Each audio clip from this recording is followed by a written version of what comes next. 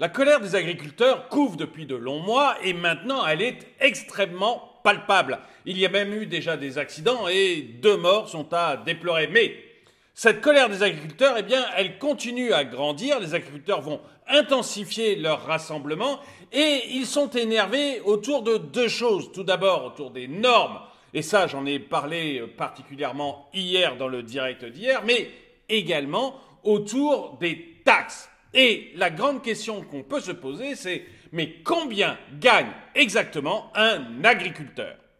Bonjour et bienvenue dans cette vidéo de DME en direct. Comme toujours, si vous n'êtes pas abonné, je vous suggère de le faire et de cliquer sur la cloche pour être prévenu lorsque je sors une nouvelle vidéo. Et vous pouvez aller aussi sur la boutique DME, donc sur YouTube et sur dromaeconomy.com, onglet boutique.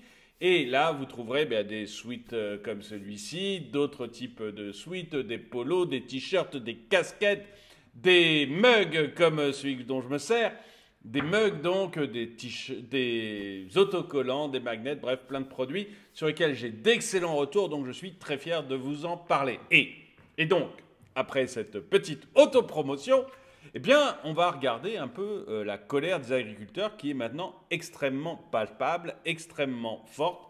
Et surtout, on va regarder, eh bien, combien gagnent ces agriculteurs. Et vous allez voir que suivant le type d'agriculture que vous faites, suivant évidemment la taille de votre exploitation, mais surtout suivant le type de produit que vous faites, que vous fassiez du porc, que vous fassiez du bœuf, ou que vous fassiez du blé ou des fruits, les revenus sont extrêmement différents et surtout, ils varient énormément d'une année sur l'autre.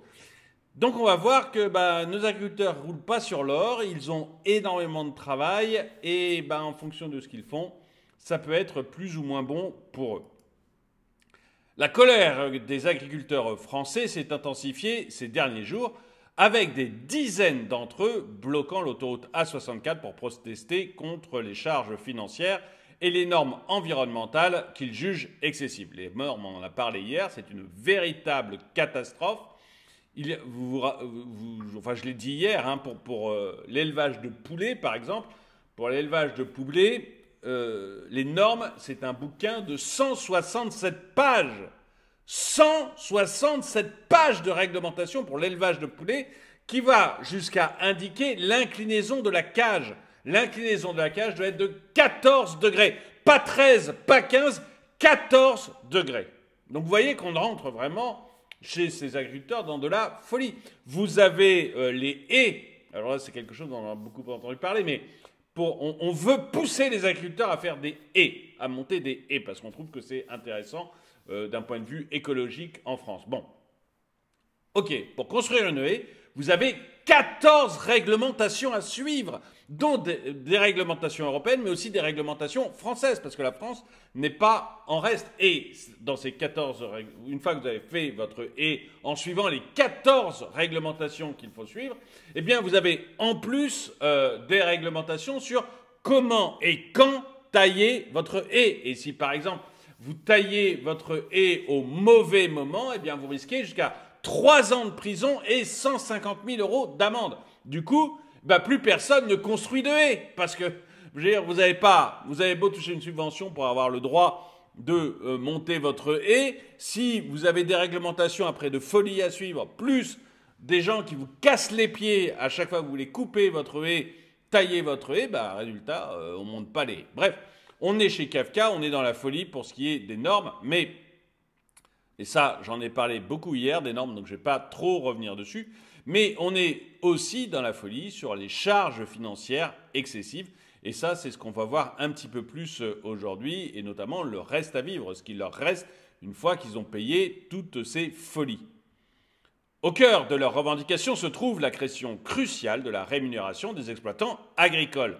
Dans un secteur caractérisé par des réalités diverses, les agriculteurs font face à des défis économiques et environnementaux tout en soulignant l'importance des subventions pour assurer la viabilité de leurs exploitations. Oui, parce qu'on en a fait des mendiants. L'agriculture, elle existait bien avant les subventions. On a mis des subventions parce qu'on les a contraints, obligés, réglementés, taxés. Et vous connaissez la grande phrase de Reagan. Si ça marche, taxer. Si ça bouge encore, réglementer. Dès que ça ne bouge plus, subventionner. Et on en est, voilà, avec l'agriculture, on en est à la partie subventionnée. On les a taxés au maximum. Ensuite, on a mis des réglementations kafkaïennes qui les empêchent de bosser. Et maintenant, on n'a plus qu'à subventionner. Des revendications diverses. La mobilisation des agriculteurs sous le regard attentif du gouvernement s'articule autour de plusieurs points. La réduction des normes et des charges financières figurent parmi les principales revendications. Certains agriculteurs accusent également les industriels de ne pas prendre suffisamment en compte l'augmentation des coûts de production lors des négociations commerciales.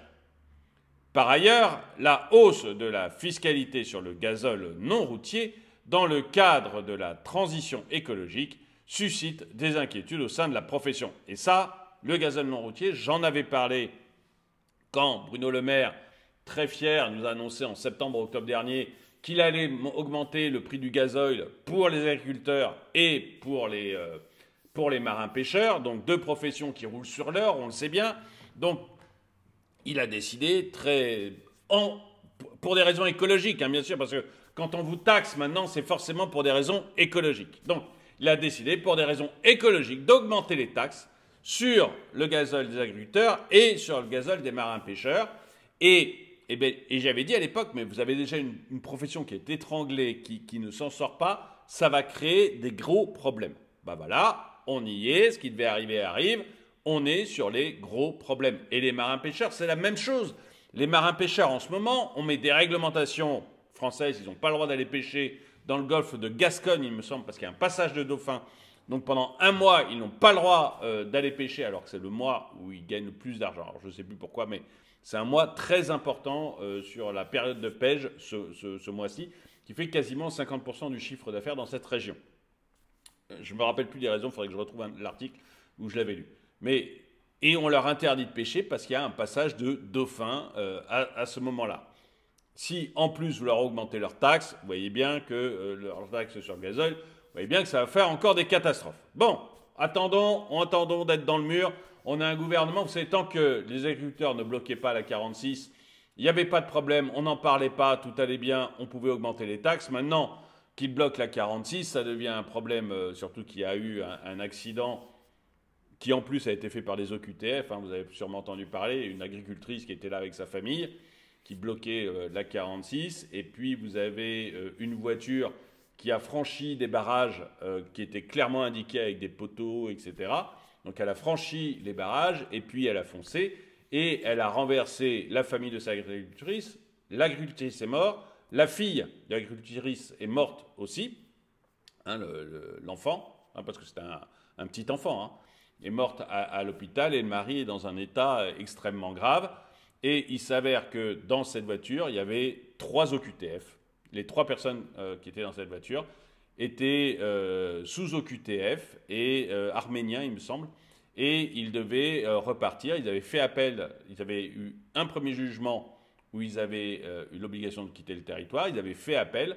Leur jugement était passé en appel. Et ils avaient de nouveau l'obligation de quitter le territoire. Donc, le gouvernement ne sait plus où se mettre, quoi. Ça devient un véritable problème. Donc, mais il n'y aurait pas eu le blocage de l'autoroute, les agriculteurs, ils paieraient leurs taxes, on verrait leur diesel augmenter, puis voilà, là maintenant ça devient une affaire d'État, surtout avec des morts. Donc ils vont peut-être réussir à s'en sortir. Les marins-pêcheurs verront à un moment ou à un autre qu'eux aussi, s'ils veulent s'en sortir, il faut qu'ils aillent bloquer une autoroute et mettre le bazar. Eh bien, très bien. Très bien. Si c'est la façon de fonctionner en France, très bien, allons-y. Mettons le bazar partout pour avoir juste droit à quelque chose. On est dans un monde de fous, en fait. Difficulté d'estimer les revenus agricoles. Mesurer avec précision les revenus des agriculteurs s'avère complexe en raison de la diversité des situations et du statut indépendant de la plupart d'entre eux. L'indicateur couramment utilisé, le revenu courant avant impôt par équivalent temps plein non salarié, s'élève en moyenne nationale à 56 014 €, en 2022, une hausse de 28% par rapport à l'année précédente. Deux choses. D'abord, le RCAI, vous allez voir, retenez pas trop ce chiffre de 56 000 euros parce que vous allez voir que le RCAI est assez faux quand on parle d'exploitation agricole, mais on y viendra après. Il est assez faux. Et ensuite, deuxième remarque, ça bouge énormément. Vous voyez que quand vous avez une hausse de votre revenu, entre guillemets, encore une fois, vous verrez que ce n'est pas le vrai revenu, ce qu'ils ont vraiment dans la poche. Hein. Mais quand votre revenu augmente ou baisse d'une année sur l'autre de 28%, quasiment un tiers de votre revenu en plus ou en moins, bah, vous voyez que c'est quand même très compliqué à évaluer du coup le revenu, puisque vous pouvez dire non mais il vit bien, il a gagné 56 000 euros, même si encore une fois, c'est pas les sous dans la poche, on va y revenir, mais on pourrait dire non mais 56 000 euros, ils vont quand même pas se plaindre, c'est pas mal comme revenu. Oui, sauf que si l'an prochain ça peut faire un moins 30% et que l'année précédente c'était 30% inférieur, c'est-à-dire que ça peut faire des dents de scie terribles, vous vous rendez compte que ça bouge quand même beaucoup, beaucoup par rapport à un revenu salarié ou à un revenu de l'assistance, enfin des revenus que vous connaissez habituellement. Quoi. On ne parle pas du tout de la même chose en fait. Donc cependant, derrière cette moyenne se cachent d'importantes disparités. Les écarts significatifs entre les filières. Donc ça, c'est la première chose. Les données de l'Agreste démontrent des différences substantielles entre les filières agricoles. Les éleveurs porcins affichent un RCAI de 124 409 euros en 2022, soit une augmentation spectaculaire de 371%. Là aussi, vous voyez, on peut dire, bah, attendez, 124 000 euros, ils gagnent vachement d'argent, les éleveurs porcins. Attendez. D'ailleurs, je rappelle, ce n'est pas les sous-sous dans la poche, vous allez voir qu'il y a une grosse différence. Mais le RCAI de 124 409 euros en 2022, il est en hausse de 371% par rapport à 2021. Ça veut dire que notre éleveur porcin en 2021, il gagnait 4 fois moins. Donc vous avez un éleveur porcin qui devait être aux alentours de 125, 30, 40 000 euros de RCAI, à peu près 30-40 000 euros de RCAI, plutôt 30 000 que 40 000 euros de RCAI en 2021, et qui est passé de 30 000 euros de RCAI en 2021 à 124 000 en 2022. Vous voyez un peu les écarts, quoi, les bons que peuvent faire votre rémunération dans cette discipline, et la machine arrière peut être tout aussi brutale, quoi. Tandis que dans la filière ovine et caprine, enregistre un revenu seulement de 19 807 euros.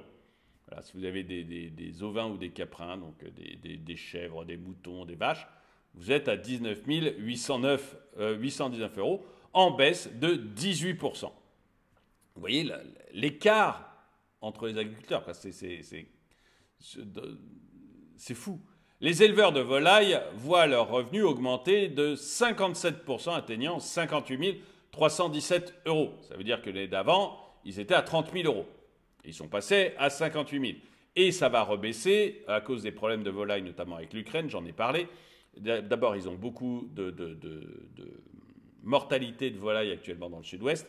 Mais en plus, les frontières ont été complètement ouvertes avec l'Ukraine, toute l'agriculture ukrainienne, et notamment avec les volailles ukrainiennes qui arrivent en Europe et en France et qui ne sont pas indiquées comme telles. Donc en fait, une industrie peut, par exemple, qui utilise du poulet pour vous faire des plats cuisinés, va pouvoir acheter, ou des blancs de poulet, juste quand vous achetez les blancs de poulet, hein, va pouvoir aller se fournir en Ukraine plutôt qu'en France, avec des coûts qui n'ont rien à voir. Quant au salaire, quant aux normes qui sont mis, ça n'a rien à voir. Donc ça pose un véritable problème. Le salaire encore, je ne suis pas... C'est assez... Voilà, c'est autre chose. Mais vous voyez, les normes que l'on met en place en France et en Ukraine n'ont rien à voir. Et du coup, notre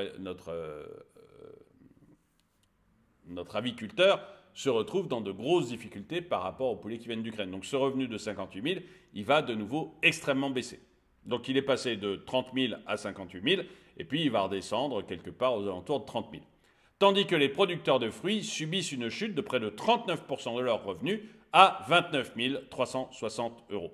Donc vous voyez que si on prend juste le RCAI, qui est un mauvais indicateur, on va parler tout à l'heure un peu plus du reste, mais le RCAI est un mauvais indicateur, mais c'est celui qu'on utilise le plus couramment. Mais vous voyez qu'on va de revenus, par exemple, de la filière ovin et caprin de 19 000 euros jusqu'aux éleveurs de porc qui sont à 124 000 euros. Et puis, on en a qui gagnent 29 000 euros en faisant des fruits et d'autres en faisant du poulet qui gagnent 58 000. Donc, en fait, c'est extrêmement divers, extrêmement variable. Et ce que l'on peut retenir, ce qui me semble le plus important, moi, c'est que ça varie de manière énorme. Vous avez des augmentations de 371% sur un an, plus 371% pour les éleveurs de porc, et vous avez des chutes de 39% sur un an aussi pour les fruits. Donc les gars, ils passent comme ça de 30 000 à 124 000, puis ils reviennent à 30 000, puis bref, ça bouge à une vitesse absolument folle. Si vous viviez la même chose qu'eux, vous deviendriez complètement frappadingue. Il convient de considérer ces chiffres avec prudence car ils excluent les petites exploitations dont la production brute standard est inférieure à 25 000 euros. Donc, toutes les petites exploitations ne sont pas dans ces chiffres-là. Ce qui fait quand même... Alors, ils sont minoritaires. Hein, les petites exploitations sont minoritaires, mais malgré tout, ça fait beaucoup de petits exploitants qui meurent la bouche ouverte, quoi. De plus, le RCAI ne reflète pas le revenu réellement perçu par l'agriculteur, une partie pouvant être réinvestie dans l'exploitation. Et c'est ce que je vous expliquais, il ne faut pas prendre le RCAI tel quel, il faut y réfléchir. Donc le RCAI, VS, revenu du ménage agricole. Il est crucial de faire la distinction entre le RCAI et le revenu du ménage agricole. En 2018, le revenu disponible moyen des ménages agricoles s'élevait à 52 400 euros selon l'INSEE, dont seulement un tiers provenait de l'activité agricole. Donc vous avez le ménage, hein, c'est pas juste l'agriculteur, hein, c'est le ménage. Il faut comparer ça à votre ménage, à vous. Mais donc le ménage au global gagne 52 400 euros par an, mais il n'y a qu'un tiers qui vient des revenus agricoles. Si vraiment on veut regarder ce que gagne l'agriculteur, il gagne en moyenne un tiers seulement de 52 000 euros. Donc 52 000 euros, on est assez loin de 60. Excusez-moi, hein, voilà, il faut le temps de me remettre un peu au calcul mental. 3 x 7, 21. Donc on est à 17 000 euros. On est à peu près à 17 000 euros de revenus pour l'agriculteur, pour quelqu'un qui va bosser 70 heures par semaine. Je vous ai souvent parlé de mon voisin qui est agriculteur, que je connais depuis qu'on est enfant. Et ce gars-là a 13-14 ans, pendant que moi, je prenais mes 2 mois de vacances d'été à jouer. Lui, il était sur les tracteurs de son père, à bosser dans les champs. Et aujourd'hui, je le vois encore très régulièrement bosser dans les champs à la lueur des phares de ses tracteurs, parce que le lendemain il va pleuvoir, ou parce que ceci, parce que cela, peu importe. Il bosse hyper tôt le matin, hyper tard le soir, et vous voyez que le revenu moyen, je ne connais pas son revenu à lui bien sûr, mais le revenu moyen, c'est quand même aux alentours de 17 000 euros pour son activité agricole.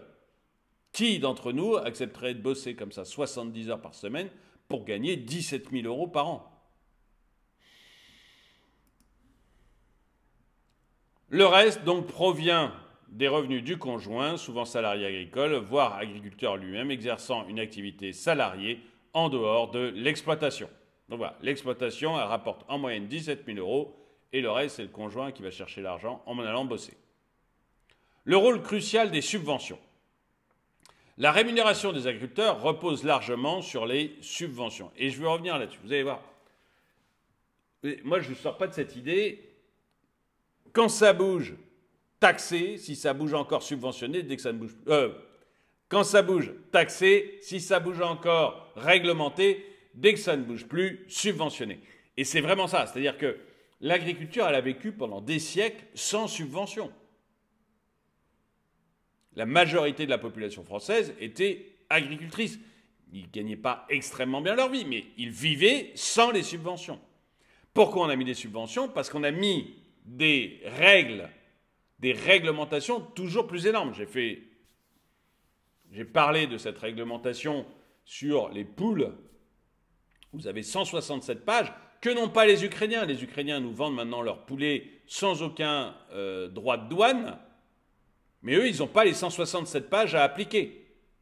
Alors que nous, nos éleveurs, ont les 167 pages à appliquer. Ce qui évidemment est beaucoup, beaucoup, beaucoup plus cher. Donc, on a réglementé comme des malades l'agriculture. On leur interdit de servir de certains pesticides. Je parlais hier de la différence de prix des poires, où les poires en Belgique, donc à l'intérieur de l'Europe, hein, c'est vraiment la réglementation française là. Hein. En Belgique, la poire est 20% moins chère que la poire en France. Donc forcément, l'agriculteur belge vend très facilement ses poires en France. C'est l'Europe, les deux pays. Seulement nous, on a interdit certains pesticides à nos agriculteurs et du coup, ils se retrouvent complètement mis en problème de concurrence face aux Belges, face aux Espagnols, mais alors encore plus face aux Ukrainiens. Mais les Ukrainiens sont hors Europe, donc on pourrait dire que c'est l'Europe. Bon, mais là, même à l'intérieur de l'Europe, il y a un problème. Donc, on leur a tellement, on les appauvrit tellement avec ces réglementations de fous furieux. 167 pages pour les élevages de poules, c'est des réglementations de fous furieux. Quand on vous dit, quand vous avez le droit de tailler votre haie, c'est des réglementations de fous furieux. On les a tellement écrasés avec ça, plus les taxes dans tous les sens, on est obligé de subventionner et forcément, du coup, la subvention a un rôle crucial. Et l'État aime beaucoup ça parce qu'il vous transforme en mendiant et vous dit « Regarde l'argent que je te donne! Regarde l'argent que je t'offre !» Et il oublie de se dire que l'argent qu'il vous donne, c'est une petite partie de tout ce qu'il a pris dans votre poche.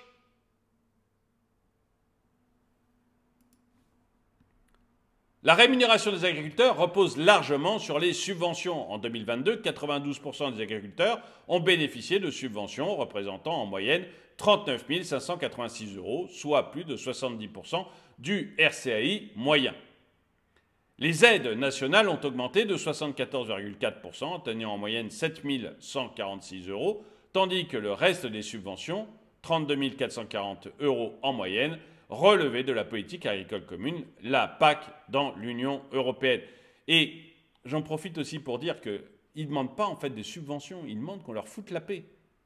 Quand vous regardez là, les revendications des agriculteurs actuellement, hein, c'est pas donnez-nous plus de sous, c'est foutez-nous la paix avec les réglementations qui deviennent ubuesques, parce qu'on passe nos soirées à remplir des dossiers et des papiers, et deux, calmez-vous sur les impôts et les taxes. Ils ne disent pas donnez-nous plus de subventions. Hein. Les subventions nationales comprennent des aides de crise, des indemnisations pour calamités agricoles et autres subventions publiques. Vous voyez, l'indemnisation pour calamité, je suis désolé, je fais plein d'incises, mais je trouve ça important. L'indemnisation pour calamité agricole ou les aides de crise. Ça ne devrait même pas exister. C'est-à-dire que normalement, ce genre de choses, ça s'assure. Vous avez des assureurs, Crédit Agricole, Groupama, d'autres, qui sont tout à fait capables d'assurer ce genre de choses. Seulement, le problème, c'est qu'il faut payer les assurances, ça coûte cher, et les agriculteurs n'ont pas d'argent. Vous avez l'État qui prend tout. Donc comme l'État prend tout, il est obligé derrière d'assurer lui-même ce genre de choses qu'il n'aurait pas à faire. J'en parlais hier, mais vous savez, il y a des gros problèmes actuellement dans le sud-ouest, notamment avec tout ce qui est exploitation avicole. Bon, ils ont beaucoup de maladies, beaucoup de morts, d'animaux morts bien sûr, et du coup, l'État va indemniser à hauteur de 80% les frais vétérinaires et les animaux morts. En principe, n'importe quelle entreprise, vous avez ce qu'on appelle l'assurance perte d'exploitation, ou des assurances liées à des machines qui sont abîmées, cassées. L'assurance du cheptel, de l'animal mort ou du vétérinaire, les assureurs savent faire, c'est pas un problème. Dans quelque chose qui fonctionne normalement, l'État ne prend pas trop d'argent à l'agriculteur, ne met pas des normes dans tous les sens, donc l'agriculteur gagne sa vie normalement, il souscrit des assurances auprès des assureurs, et en cas de problème sur le cheptel, c'est les assureurs qui payent. Et si l'agriculteur n'a pas pris d'assurance, tant pis pour lui, il assume les conséquences de ses problèmes. Mais là, on en a fait petit à petit des assistés. On en a fait des mendiants. J'ai rien contre eux, c'est pas contre les agriculteurs que je dis ça, c'est contre un système que je qualifierais de socialiste ou de communiste, qui fait que l'État devient beaucoup trop présent. Mais s'il devient beaucoup trop présent, il est aussi obligé d'indemniser des choses qu'en principe il ne devrait pas indemniser. De toute manière, le socialisme rend pauvre tout le monde, hein, voilà, c'est comme ça. En 2022, et tous les pays où il a été appliqué, on voit bien que c'est les pays qui se sont appauvris, voire qui ont fini dans la misère.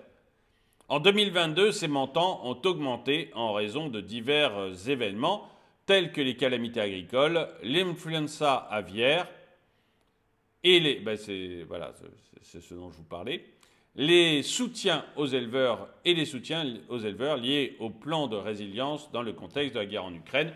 C'est le problème dont je vous parlais, où vous avez le poulet et le blé ukrainien qui rentrent en masse en Europe, sans aucune taxe, et qui est un véritable problème, parce que vous, en tant que consommateur, vous ne pouvez pas choisir votre poulet français ou ukrainien, vous ne voyez pas la différence. C'est pas sur les blancs de poulet, hein, sur les poulets entiers, il y aura le label rouge, des choses comme ça, mais sinon, sur les blancs de poulet ou les plats cuisinés à base de poulet, vous n'en avez aucune idée, du coup, on est obligé de défendre l'agriculteur. Mais vous voyez, c'est vraiment des décisions politiques. Par exemple, supprimer la frontière avec l'Ukraine, c'est une décision purement politique.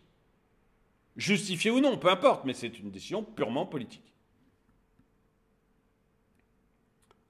La France en tant que principal bénéficiaire de la PAC. La France se positionne comme la première bénéficiaire de la PAC de l'Union européenne, recevant annuellement 9 milliards d'euros. Ces fonds jouent un rôle crucial dans la survie des exploitations agricoles françaises, soulignant la dépendance du secteur aux politiques agricoles européennes. La colère des agriculteurs met en lumière les défis multiples auxquels le secteur est confronté, allant des normes environnementales aux charges financières et aux inégalités de revenus. Les disparités entre les filières agricoles soulignent la complexité de la situation et la dépendance aux subventions met en évidence la nécessité des politiques agricoles cohérentes et durables. L'avenir de l'agriculture en France nécessite un dialogue ouvert entre les agriculteurs, les pouvoirs publics et les acteurs de l'industrie pour garantir la viabilité économique de ce secteur vital. Et moi, mon avis, c'est qu'il faut foutre la paix aux agriculteurs. Il faut supprimer quasiment toutes les normes. C'est-à-dire qu'il ne faut pas aller norme par norme parce que quand vous avez un bouquin de 167 pages, vous n'allez pas vous taper les 167 pages pour voir ce qui est justifié, ce qui ne l'est pas. Vous prenez le bouquin, vous le balancez au feu, vous ne voulez plus en entendre parler et à la limite, vous remettez 2 normes. Mais vraiment, à la limite, moi je pense qu'il n'en faut aucune. Prenez le bouquin, vous le balancez au feu, c'est terminé. Donc il faut un grand trait sur les normes sur les haies. Je veux dire, mais démerdez-vous, quoi. On s'en fout. Quand est-ce que vous taillez votre haie? J'en ai rien à faire, moi. Quand est-ce que vous la faites pousser? Je m'en fous. C'est votre haie, c'est votre champ, vous débrouillez. Il faut foutre la paix aux gens. Et puis, il faut surtout que notre État maigrisse. Mais vous vous rendez compte que dans certains départements, vous avez plus de salariés du ministère de l'Agriculture que d'agriculteurs. Il y a plus de salariés du ministère de l'Agriculture que d'agriculteurs dans certains départements. On marche sur la tête. On marche complètement sur la tête. Et tout ça a un coût. Et donc, mon idée, c'est que, il faut supprimer toutes ces normes. Tant que ce n'est pas empoisonné, c'est-à-dire que tant que la vie des Français n'est pas en risque quand ils viennent manger leur poulet ou quand ils viennent manger leurs fruits, on s'en fout. Donc le nombre de normes, il doit être extrêmement faible. Extrêmement faible. Et puis ensuite, vous devez... le mauvais agriculteur qui fait du mauvais poulet, il n'arrivera pas à le vendre, c'est tout. Et ensuite, pour ce qui est des taxes, vous voyez, si on prend que l'exemple agricole, si vous réduisez les normes de manière très importante, vous réduisez aussi le nombre de fonctionnaires qui est là pour produire de la norme ou pour contrôler. Donc vous réduisez aussi énormément la taille de l'État. Et derrière, vous aurez la possibilité... La bureaucratie, c'est ce qui tue la France. Hein. Donc vous réduisez la taille de l'État et comme ça, vous pourrez aussi commencer à réduire les taxes. Et il faut absolument que notre État maigrisse, évidemment pas que dans l'agriculture, dans absolument tous les domaines, pour que les taxes et les impôts baissent et nos agriculteurs pourront de nouveau vivre de leur travail et pas de mendicité. Ça m'énerve de voir des gens bosser comme ça, comme des chiens, pour devoir après aller faire la manche auprès de l'État. Et je suis sûr que ça les énerve aussi. Dites-moi ce que vous en pensez dans les commentaires. En tout cas, merci d'avoir regardé cette vidéo. Mettez-lui un pouce vers le haut, commentez-la, partagez-la. Merci à tous ceux qui soutiennent la chaîne. Et moi, je vous dis à très bientôt.